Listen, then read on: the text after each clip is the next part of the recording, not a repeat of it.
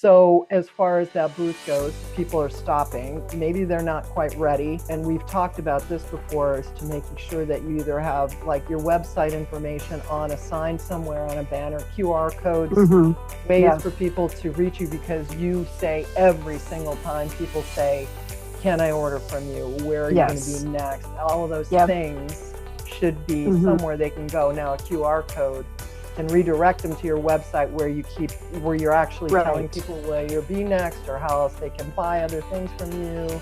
So, hit on that a little bit. Welcome to the Charcuterie and Cottage Biz podcast, the show for makers, bakers, and food creators ready to turn their kitchen skills into real income without all the overwhelm.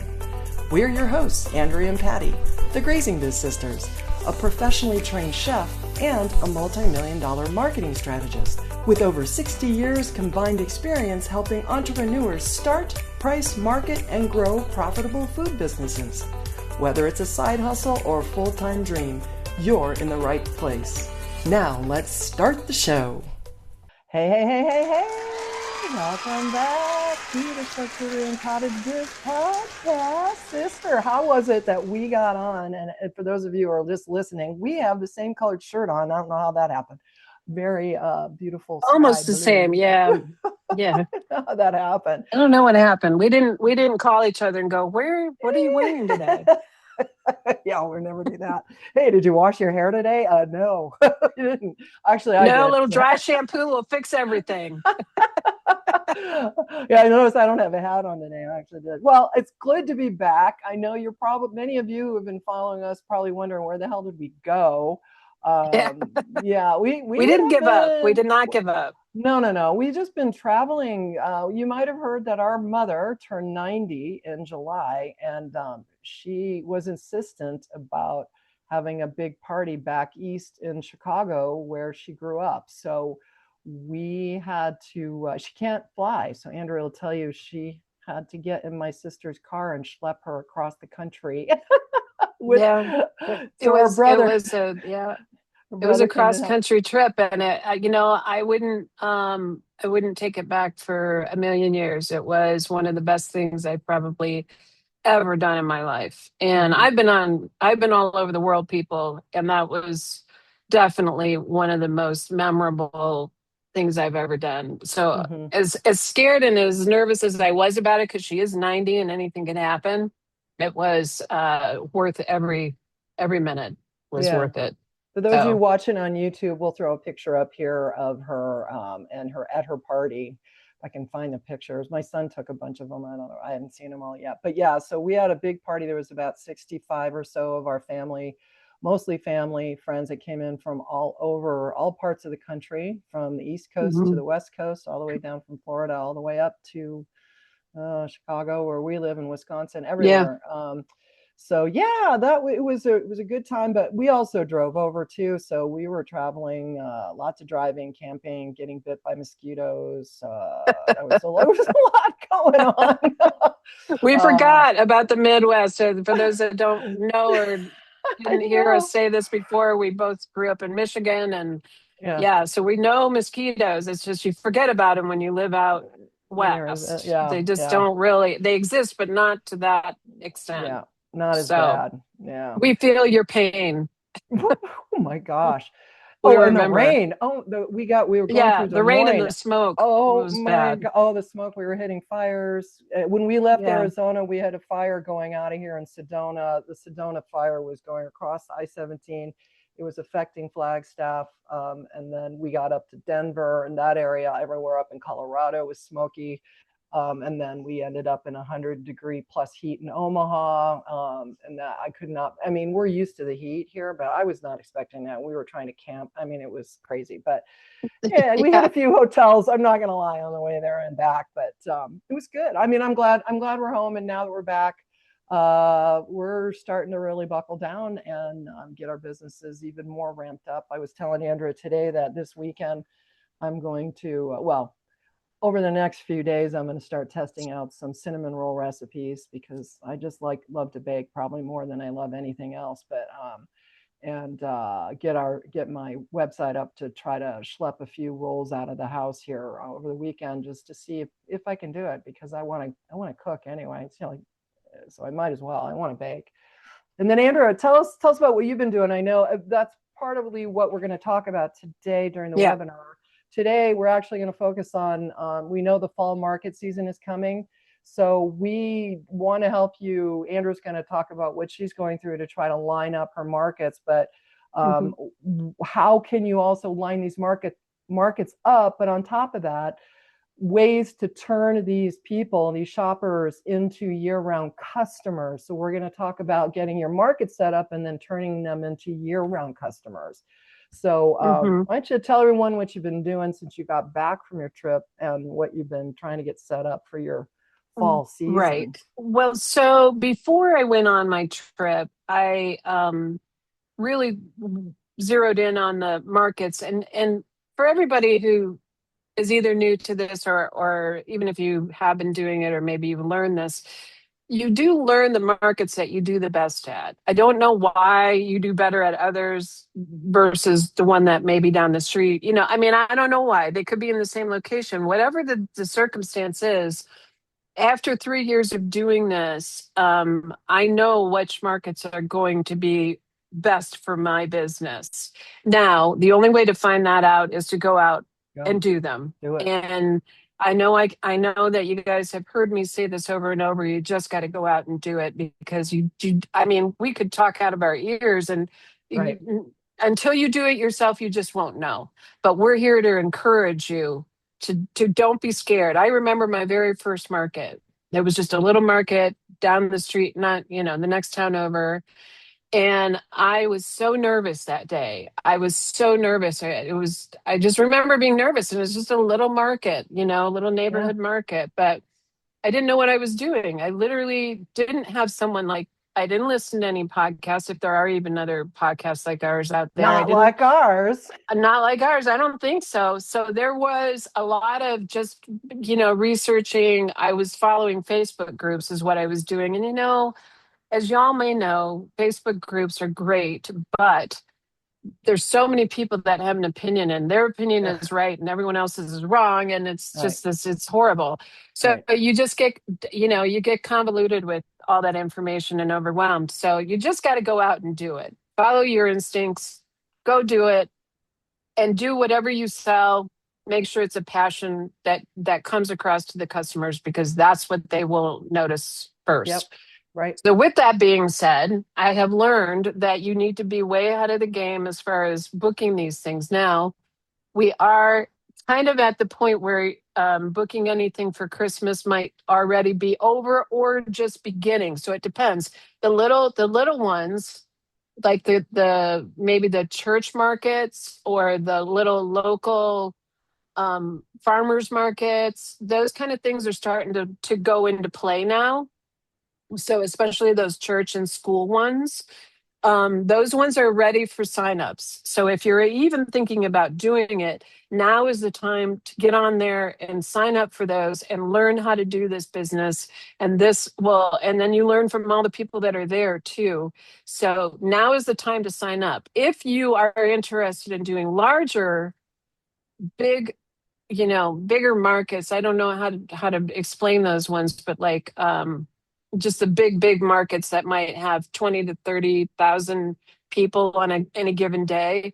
Those ones you usually have to be about 4 to 5 months ahead of time, which I have already done those. I'm already, because some of them are juried, which means that they have to look at your products and they have to make sure that, there isn't too many of the same people selling the same product or whatever, or they want to make sure you're doing good quality stuff.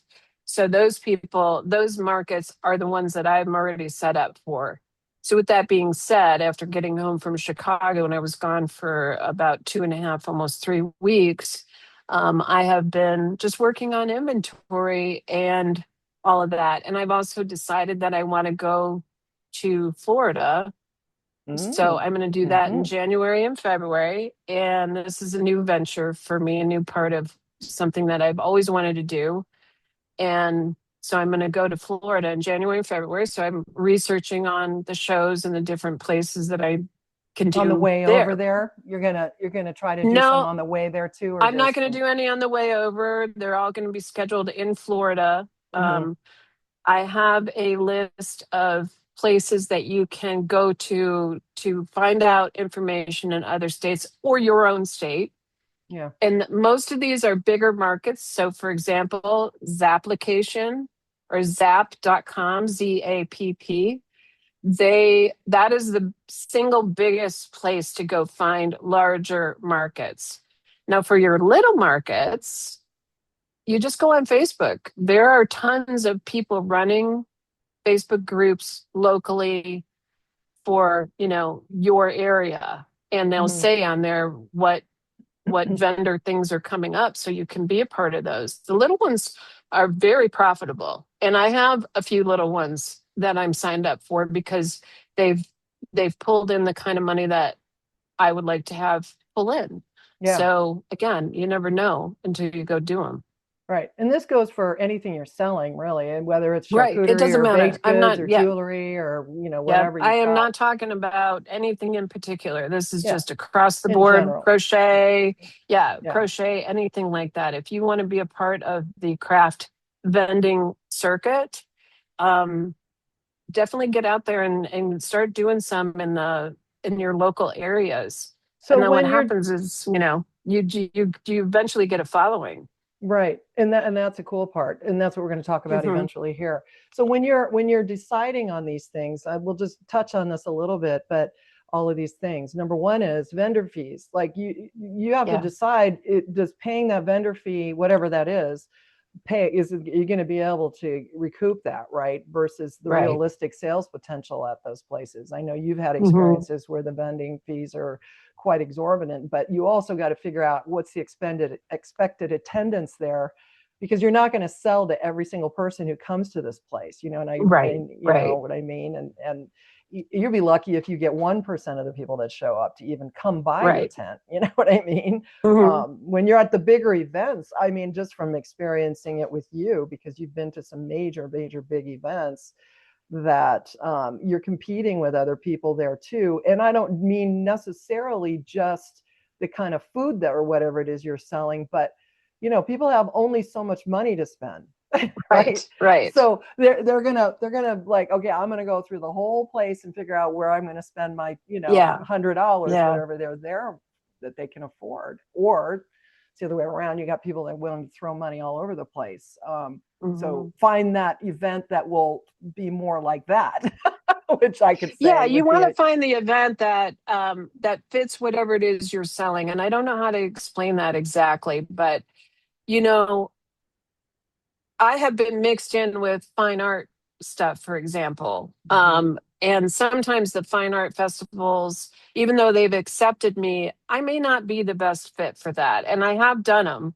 But those festivals are where, somebody's selling some, really painting expensive that they've done that's Yeah. like $2,000, and I'm sitting next to them and I'm selling my $12 soups. So it's kind of an awkward situation. You do have to be aware of that. But I think and you that did really does make well it. on that, because I you were did. I selling mean, it something just depends, that's right? cheaper. It's just weird, yeah. And then with that being said, that can also work to your advantage. So again, you never really know until you go try it. Now, the expensive events, and when we say expensive larger events, we're talking about anywhere between 20 and 50,000 people foot traffic for a 2 to 3 day weekend.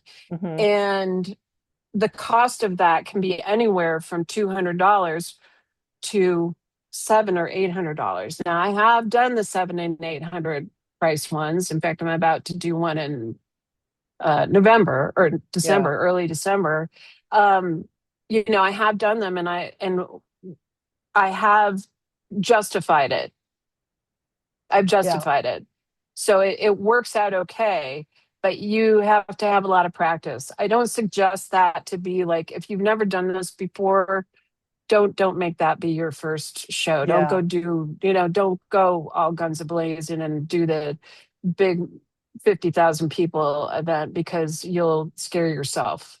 And Yeah. I the mean, whole idea is to enjoy what you're right. doing, and that will scare you off and you'll never do it again. I worked my Yeah. way up. So I went from the little tiny events, which those ones, the local ones, like for example, a church close by, $25 maybe Yeah. for an 8 foot table.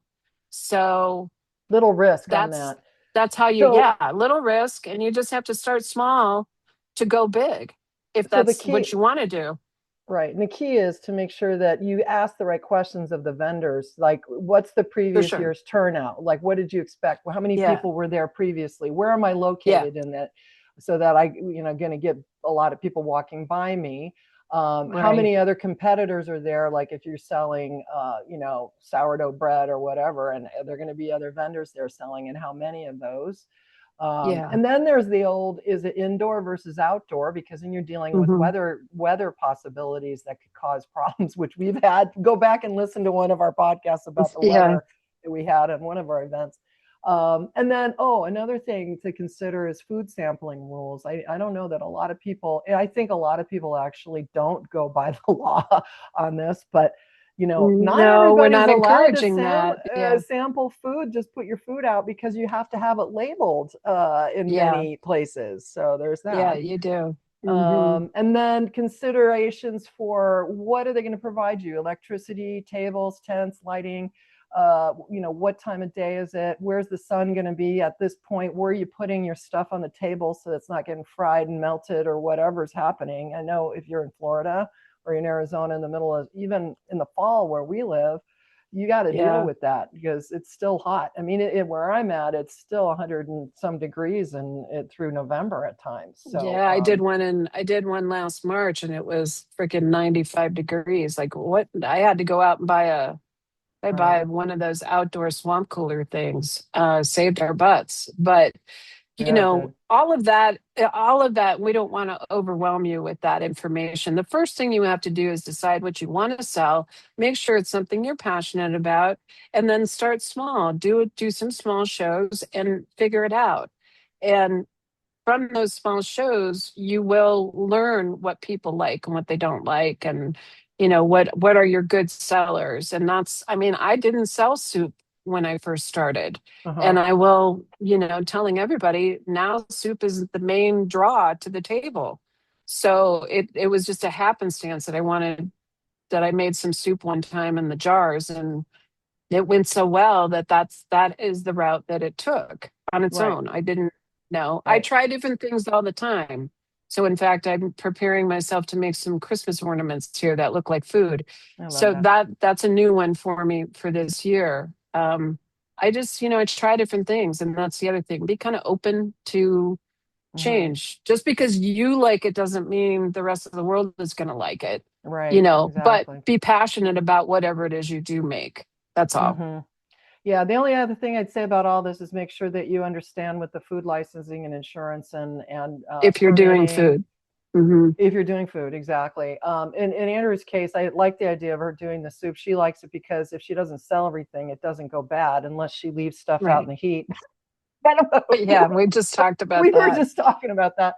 I Um, made a but mistake and left it in I have a cargo van, and I put all of I dehydrate all my own vegetables, just so you all know that there's a backstory to this. So I dehydrate all my own vegetables. I don't buy them. And, which means I go to the store, I buy fresh vegetables. I have massive dehydrators, and I'm always dehydrating something. Right now, corn and potatoes are going in the machines. So with that being said, what I didn't realize is you can actually over dehydrate things. So Mhm. I didn't take them out from the last event I had, which is, mid June. I left, went to Chicago, did all these things. In the meantime, the weather's 100 and bazillion degrees here. I came back. I came to yesterday, went and go to get them out of the car. Lo and behold, the vegetables are all over dehydrated. So they turned a weird color, so now I've got Yeah, to you have figure to that deal all with out. it. Yeah, But but I you mean, live and you learn, live and right? learn. Live and Right. learn. That's the first thing I could say to myself. I was mad at myself because I knew I should get them out of there and I didn't do it. And then, lo and Right. behold.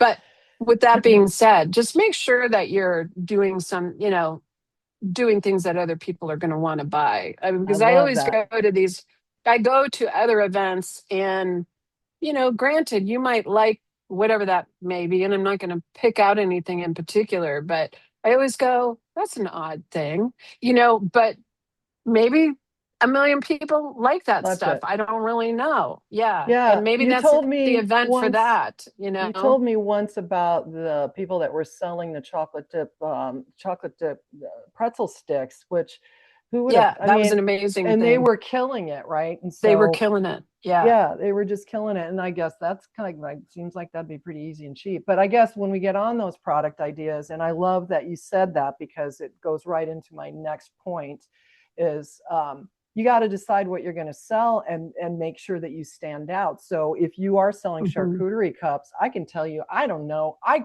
nowhere around. Of course, maybe it's the heat, but I have never seen anyone just out there selling cups except one time in downtown Scottsdale, and they were killing that. And but they had a lot of shade around them, so you have to consider that. But they were selling charcuterie cups that were just little teeny, cups full of things, charcuterie goodie stuff, and Hmm. doing very well. But you have to plan like how you keep stuff cold and all that. Obviously, you don't need to tell anybody here who's selling charcuterie the whole fun part about keeping Hmm. stuff cold, but all the labeling and everything that goes into that, because Yeah.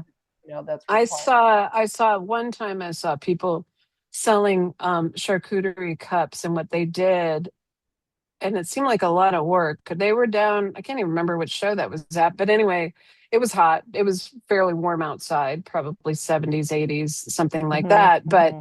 they had all these coolers. Like they had a bunch of coolers on this table, and they were running a generator to run the coolers, and they had them all in these coolers on a table. It was really an interesting setup.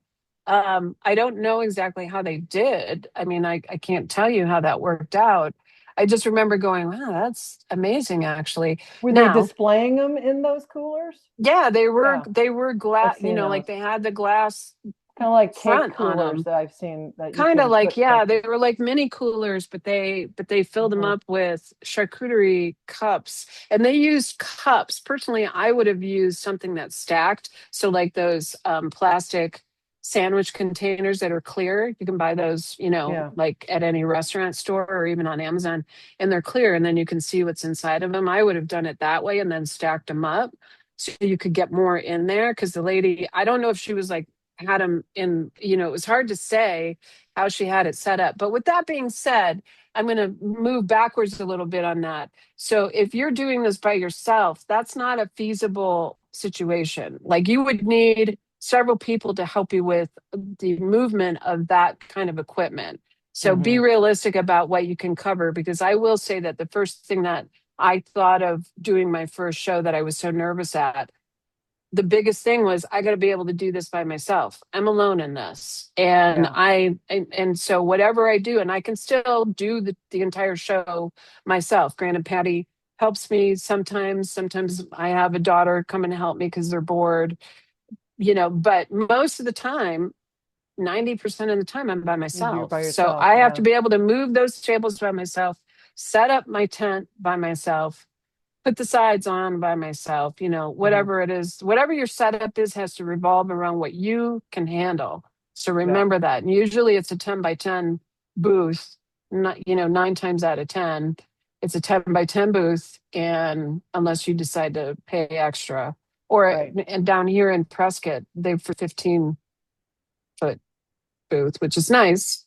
I Right. just use it for, putting my chairs Well, out. while But you're on that, let's talk about people stopping and that whatever it is you're doing to set your booth up to get attention is really, really key. And I know, like we've talked about this, that crazy sign you did one of the last events or you're in Tempe.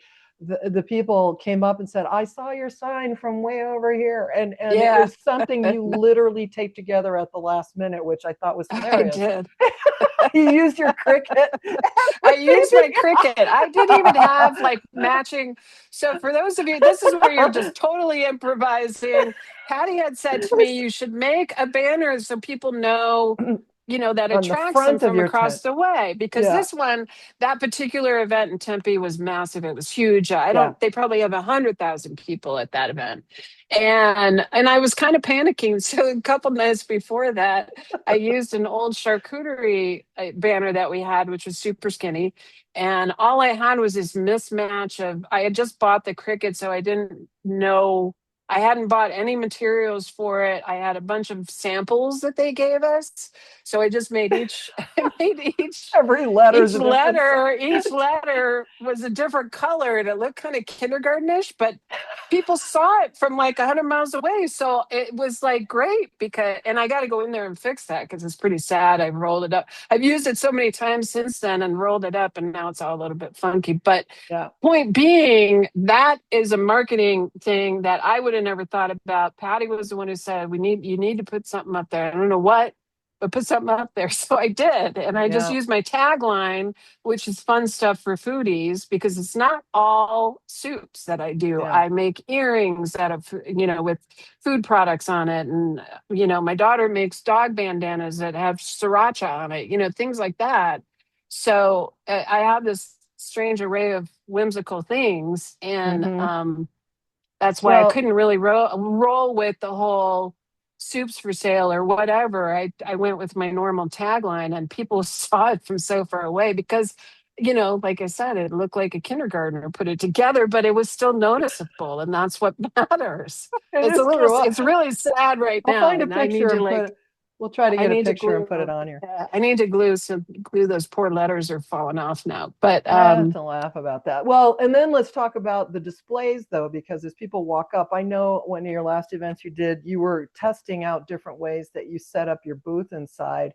And I always do. Maybe one week this did better than the next time you did it. Yeah. And then I don't know if you've come to a determination of what that floor plan looks like now, but every time you're out there, you're like, whatever you feel like. But I think you have an issue because sometimes you have things out there that kids are attracted to, and you worry that they're just going to like steal. Not that they're going to do it on purpose, but their parents aren't paying People that much do, though. attention. Mama, I like this thing. I want it. Yeah. Next thing you know, it's gone. But so you have to figure all that out, because if you're behind all of the way it's set up, you can't see what's going on, but right. So there's a lot that goes into that, but I don't think you need to overthink it either. And as you said, you got to get out there and test it out. And the more that you can do that.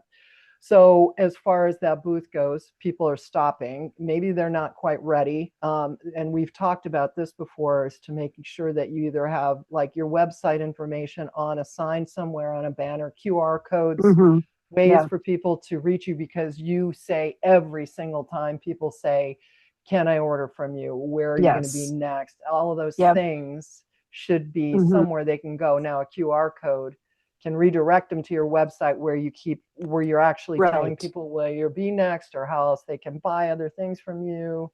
So, hit on that a little bit.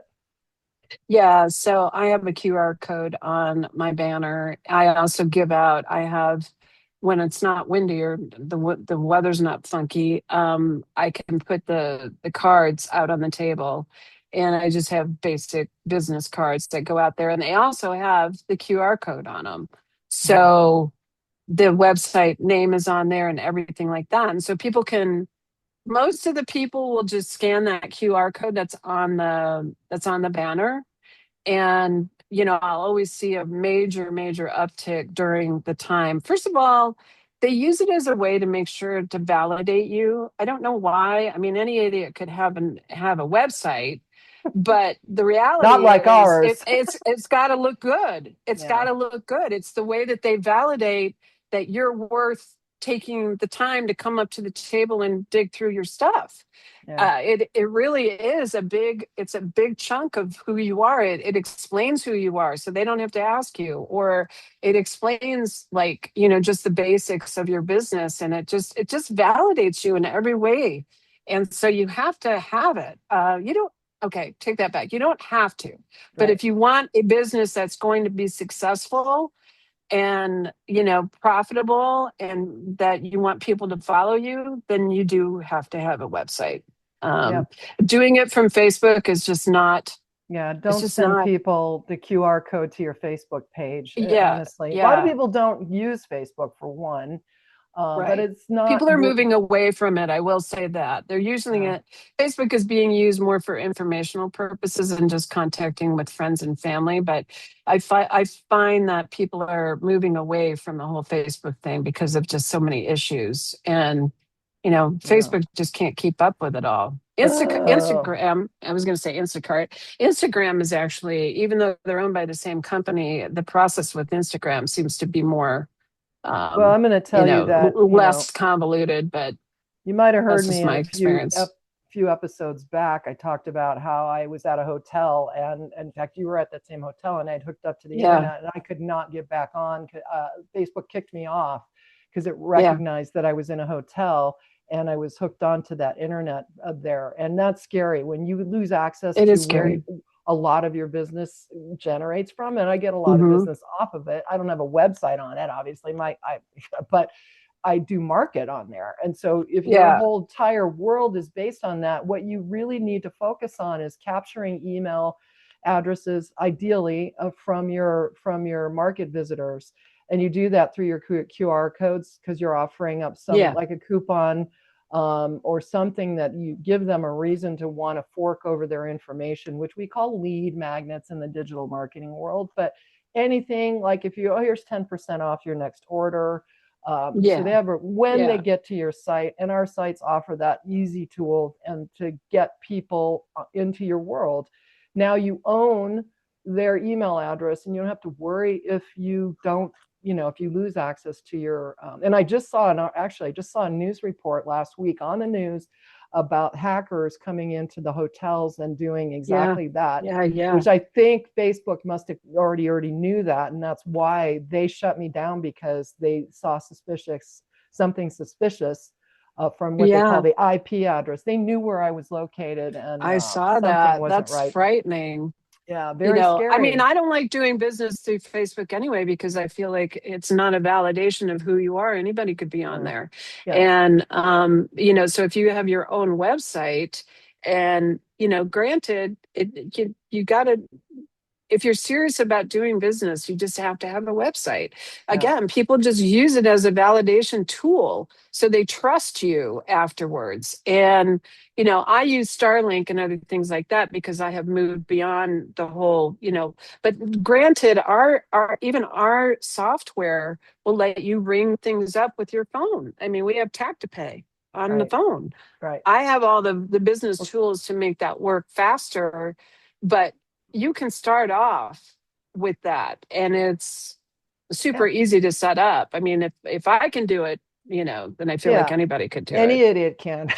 Any idiot This, can do it because I'm an idiot. I'm an idiot. I don't, like when I started doing that, I didn't know anything about that kind of stuff. And yeah, now it's just so easy to get it set up and you have to have all those things. You can't just take cash either. It kind of sucks, but you'll lose a lot of business you by will. just Yeah, taking cash. you You got to you be have able to to do have at that. least, yeah, and Venmo and all that stuff. Now Venmo is starting to keep track of all your sales too. So, it just makes sense to do the tap to pay. And our system offers it as part of the as Right. part of the whole package of We stuff. So you can go and be in person and use our software right. to ring stuff up. It's the handiest thing So for those ever. of you who So don't know, yes, we have a company called charcuteriesites.com, and for currently we do have a ton of different charcuterie templates. If you're doing charcuterie, if you want to do cottage food, we are rolling out a version of that. So what I would say is go to charcuteriesites.com and click on the chat at the bottom of the site there and tell us you're interested in a website for your food. We mhm. can create any kind of website you need, whether it's food or crafts or charcuterie, or it doesn't matter what it is as far as Yeah, selling it, stuff like this. I'm selling digital products on ours as well because I make cookbook templates Hmm. and stuff like that. So, I mean, the Right. gamut, you could do anything. You can do And anything if with our you're one of those software. people, because I've been so obsessed with now this past week, because I'm all over the place when it comes to baking, but about the cinnamon rolls, I've been all over and seeing a whole bunch of people actually selling courses to sell cinnamon rolls, and how to plan your day out and how to plan your baking schedule and all Really. that. Oh yeah, yeah. And I actually, I'm didn't gonna even know there probably, was such a thing, but I believe it. I believe I'm it. probably Everybody's gonna out sign up there. for one. Yeah. We're all Um, here's the thing. We're all scrambling to try and make that few extra bucks because everything is so expensive. And let's, not go political here, but the fact is things are expensive. yeah. And I also think that especially people our age are looking for something, maybe to get out of that grind Oh and man, would I'm like to telling do you. something that's more fun. But still make a Right. decent amount of money. Or maybe they just, you're home with 4 kids and you can't get a regular job. Mm-hmm. This is another way to do it. You could do Right. this on the weekends. It doesn't have to be it could still be almost full time, but at least you'd be working from home, Right. Well, and I guess the So point is with regard to getting your site up, and we're really leaning into this because we did just roll out yeah. this whole new version of these, but you need to understand that it's not just about selling food necessarily, but it can be selling other products like your digital course. Hmm. I certainly, if that's something you want to do, I would put together easily a digital course sign up and show you exactly how to do that. And I do it all the time. I don't do it for, I don't do, I mean, I do it all the time actually for this. I did a whole course on the grazing biz thing too. So if you Yeah. want to, you can get to that at charcuterie, grazingbiz.com/resources. Has a whole bunch of different resources that we provide, but the charcuterie sites part of this is just one piece of it because that's kind of where we started, but we have ways to help you sell anything you want. And to capture leads, and again, that capture leads is the future client customers of yours that are not quite ready to buy. So you get people to come to your website to join your VIP list, to get a coupon code, even to buy. Maybe you want to offer up, gift cards, which we have the tools to be able to do that. You could have a Hmm. raffle, enter for the holiday board raffle. What do you want to do? I will tell you that, I am, as you go, for those of you know, I'm a real estate agent. I teach real estate agents often, and I have to go to continuing education. In those classes, we get promoted. People pay to actually show up to promote to us real estate agents. I tell people over and over again, what a great way to get business. If you have products that you want to sell, that you could give to agents or have agents buy from you to give as Hmm. closing gifts or to put at an open house. You can go and quite often and sponsor a class. And then what I would do there is raffle off one of your products. And how you do that is with a QR code. And Yeah. you just go And in they have there to and go there to get it. Right. yeah, they have to go That there to makes get the sense. raffle ticket. And then before you leave, you bring in some of your products so they can see it, they can, smell Right. it, whatever it Right. is.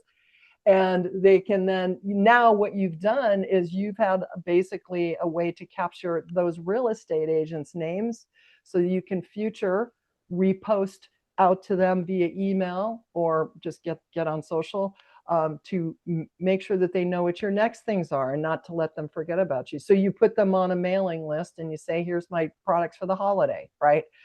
This is what I'm Yeah. promoting, this, whatever. Or I have a new open house, platter that I'm promoting. If you want to get it for your open house, your next open house or broker walkthrough, because they have broker tours where brokers will come in. I just can't tell you how much easier, how it can't be any easier really to promote to real estate agents because it really is easy. We are desperate as an agent looking for gifts and things to give away. And we would buy your products so that we could give them to our clients so that we get more business in the future. So there's a lot of things like that. But there's so many things, or just get on the pre-order list. You can hold your, grazing table for the holiday, book the dates, right? There's so many Yeah. things that your site can do for you. And it's not just about selling that product today for this week, Well, if and you're, going back to the whole, subject line that we're on, this Mhm. way people keep track of, because you're putting on your website, hey, I'm going to be in Tempe Yeah, today from Friday or this weekend from Friday to Sunday or whatever at whatever market. And I mean, I must get 10 to 20 people on these busy markets that I go to that have followed me from somewhere else. And this way they're getting the information directly from you saying, this is where I'm going to be. And, they save money on shipping because shipping's so expensive to send out stuff. So Oh it's yeah. just another way of getting your name out there, and they Mhm. follow. And then the next thing I know, maybe they only bought 2 soups at the last show because they hadn't tested me yet. And then they come back and they buy 6 Right. because I'm there. Well, I And suggest everybody go to charcuteriesites.com and look at the samples we have. We have yeah, live samples they're of the so sites cute. there. I love them. They're really nice. And again, Yeah. I should probably throw one on there for a baked good one so we can get you guys signing up for that too. We have in Arizona, we can sell anything.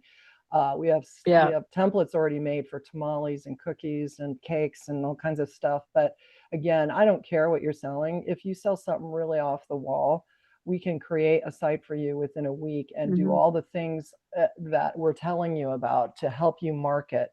Because without, people and eyes on your products, you're not going to do any good. And so we help you with that side of it as well. And again, it doesn't behoove us to try to help sell you websites if nobody's buying off your website. So have Mhm. your site ready before you go to the market. Make sure that you have a way for people to get to it. So whether or not you just put the site up there. And by the way, when you go out and buy what we call a Goodies. Yeah. Chef Andrew Goodies is one of her sites. But so you have a site where you go and you just want everybody to see everything that's on there. And when you're picking out your domain, which is the name of your site, we don't want really you to have a really long one. And if it's difficult to Or spell, confusing. Yeah. yeah, The confusing ones is the ones where I don't know, I can't think of anything off the top of my head, but maybe the letters are the same. So, kick ass barbecue or something. Like I'm just saying sometimes you read it and you just go, wait, what? yeah. I know you guys know what I'm talking about. You read a There, website name and go, huh? oh, I don't get it. So that's funny you say that because there's a guy in Phoenix he's an investing type real estate agent, and his name is Doug Hopkins. Okay. Oh He yeah, had a yeah. logo forever that every time it came, he does ads on TV. Every time it comes Yes. up, it said Doe Hopkins to me. That's what I saw. I saw Doe, like Exactly. Exactly. Dough is what I saw. Hopkins. So you have to think, That's especially if great. you're Now making I'm a never logo going to watch that commercial again, and I'm just going to laugh every time every I see it because every I time never he's thought on. of it. I never thought of that. The guy, yeah, I never ever thought of that. Yes, Sith's changed his logo, so it's Right, because Doug the across. G and the H look like dough. It's Anyway, awesome. but that's exactly what we're talking about. So you Well, you just can got to see how kind of interested I am in that guy. I don't even look at his thing. I know who you're talking about. anyway. Oh my God, that's Every time awesome. it comes on, we always go, "Oh, Doe Hopkins is." Anyway, if you're going to make a That's the point logo, I'm trying to make. You don't want to make it like some weird name because if it's something that people cannot read easily all and right. it's So got weird whatever. let me hit that home because I have an issue with the word charcuterie because I don't think everyone knows how to spell it. And if you're going to They call don't your even know how to something, say it. yeah, they don't know how to say it. Yeah, charcuterie. Uh, so if you put the word, then I struggled with it when we were going to put Yeah. charcuteriesites.com, but I figured we were selling charcuterie sites to people who already know what charcuterie is. So that was good. But Right, right. if you've got, Jane Doe or Karen down the street and you're trying to tell somebody about your site and you're saying go to charcuterie, lovelycharcuterie.com, guaranteed they're probably not going to spell it right out of the chute. Right. Right. Initially I had a little challenge with it myself, but Yeah, yeah. It and is it's a tough one. Yeah. yeah. So what the point we're making is try to keep it short and sweet and not, Patty's sausage, Don't don't get all but don't I'm overthink that one. don't But overthink we it. The get where point, you're keep coming it short. from. Yeah. Keep it Yeah, short. yeah. Okay. Keep So it that short, keep it easy. easy. It's not always easy. I mean, you got to get online and there's different places you can go to find out if the website exists. So if you go to GoDaddy or whatever, they'll Right. tell you, you put in 20 different names before you get to Yeah. the right I one. mean, But they also make suggestions, which is nice. If you can't get it right, it will give you a list of suggestions as well. So right. that helps. Well, and if you want help, just reach out to us because I'll give you my 2 cents on what I think. We also offer Yeah. domains if you want to get one too, because you do have to get a domain no matter what. Hmm. All right, so let's wrap this up. So just Okay. some final food for thought. um, we want to make sure, number one, that you prepare early if you're going to plan going to market. So now's the time. I mean, we're doing this now timely because you're probably running out of time if you don't hurry up and get Right. on it. Right. So make Hmm. sure that you have a good market that you want, and don't start, if this is the first time, don't try to sell everything under the sun. Get one or two of your favorite products that you can try and go to a Yep. smaller market, right? Have your booth, try to get it as pretty and as appealing. And I know, Andrea, when you went to that first one, you said there was someone over there selling charcuterie, mobile charcuterie cart, and it was a total disaster pigsty Oh yeah, it was behind. terrible. Yeah. Behind. So let me get back to that really quick. Make sure your market area, whatever market area you've got, is nice and clean and organized, and don't have stuff laying all over, and don't have your garbage thrown on the back. I swear this lady was doing the Julia Child and throwing stuff over her shoulder. Make it nice and neat and clean. that Yeah, was because terrible. I would have never people are gotten going to anything. look back there and they're going to see, what are you doing There, you back can't there? I help mean, it. You can't help it. You're I know gonna in your look. case, I mean, you still got your stuff that you packed everything in. So bring covers and tablecloths and things and shove it Yeah, I under have the table. yeah, I have Right. sheets. If I can't get it all underneath the table, which is always the goal, try to get most of it underneath the table where it's Yeah. hidden. I have sheets that go over the top of everything. So I don't want everybody looking at all my stuff. I don't want them to see how much I've got either, because you never know. Right. So always Right. trying to be careful True. of that. But You also want to make sure that you've just basically built your entire business up behind the booth. And when I say behind the booth, I don't mean physically. I'm talking, okay, now how can people get a hold of you, access you 24/7 when you're not at the event, at an event? And this way more people can see you, people can share your information with others. And that's yeah, really key, is referral business. Go, I know somebody who does that. You should get a hold. And that's how I get a lot of the business that I've done through all the years of everything that I've done in my businesses, is people just say, hey, you got to talk to so and so. You got to talk to Patty, right? Because she's done this. She knows it, right? yeah, And that's how you do it. So all right. So if you're planning to work and get to work for the holiday season, you want to get this ramped up and ready to go, we can get your site up in a week. Now's the time. You want to start sharing your site too with these markets. So if you're going to do this, get to charcuteriesites.com, reach out to us. Doesn't matter what you're selling. If it's not charcuterie and our templates that we have on there isn't what you're looking for, click the chat widget at the bottom of the site there for until we get our other one up, because we're building another one for all the other types of food or any products. Then reach out to us, because we'll reach back to you, and I can jump on a call with you and kind of show you, and you tell me what you got and we'll get stuff set up for you. So yeah, it's high season. It's time to go. Right. All yeah. right, This is sister. it. This next 3 months is where personally I make most of my money. So yeah, if you want to make a little few extra bucks and you just want to learn how to do it, get out there Yeah. and do it. Right. Yeah, in my case, I decided I wanted to start paying off some of my credit card bills. So I'm like, what the hell? I love to bake. Why don't I just Yeah. try them this week? So just so Again, you your know, passion can turn into money easily. It can. uh-huh. I'm Got to planning figure it on out. just throwing out my website here for some cinnamon rolls out into a Facebook community locally, where I'm Hmm. allowed to do it at a bulletin type board, and see if anybody. I'm not going to go out and make anything until I see if I get some orders. We'll see. Right. I'll let you Right. know when So next let me time. go back real quick and just tell people how to go about finding. One of the biggest challenges is finding the markets.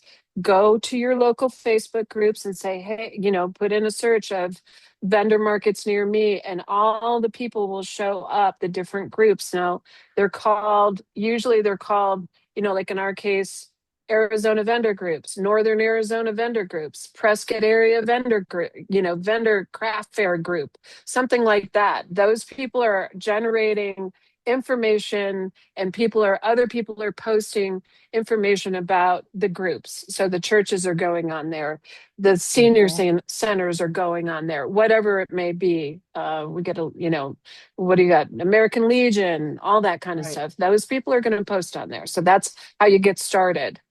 I just want to make sure people know how to do that. And I love that, because when you do that, you know that you're going to start seeing all the other ones that are going to pop up, because the algorithms on Facebook and everywhere in Meta is going to start delivering more of this kind of post to you, so you'll be able to see it. The only other thing I would just warn you on is make sure that you vet out these events good, because there's going to be fake events, and we've discussed this in the past. So you want to just really vet them out to make sure that you're not throwing money at somebody who's trying to claim there's an event, but there's really not, and you'll never see them again. Right. So, you definitely want, it's a whole nother discussion. We've talked about it in previous stuff. Go binge our podcast, you guys. We've talked about a lot of these things. I don't remember which one that was, but it's back there somewhere. We talk extensively about the frauds out there in the vendor group areas. So, I mean, and how to spot them. There's just a lot of losers out there, but they're everywhere. You got to just know. And so, just be careful. That's all. All right. Well, that's it for today. Love you, sis. Good to see you. Although I saw you a lot while we were gone. Good to get back to our desks. and actually get back to work. I know. I keep telling everybody I got to get back to work one of these days. I'm going to Idaho next week, so just to visit with my grandkids up there. But I'll be back home, and then it's off and running. Yeah, and I'm off and running for. I don't know if I'm lucky or not. I have grandkids, and they all live near me, and so half my life is spent babysitting those kids, which is fine, because I want. Well, I do babysit too, so the one that's here. Especially they're the youngins, and we have a new one coming in the fall in January, so we're gonna get all of our car seats. You're gonna you're gonna have to move. I know. I told Mike, I go, we can either go get our car seats out of the storage, or we need to move. I have a feeling we have at least 3 more coming behind these at some point, because of the way the kids are talking, but we'll see. Right. Yikes. All right.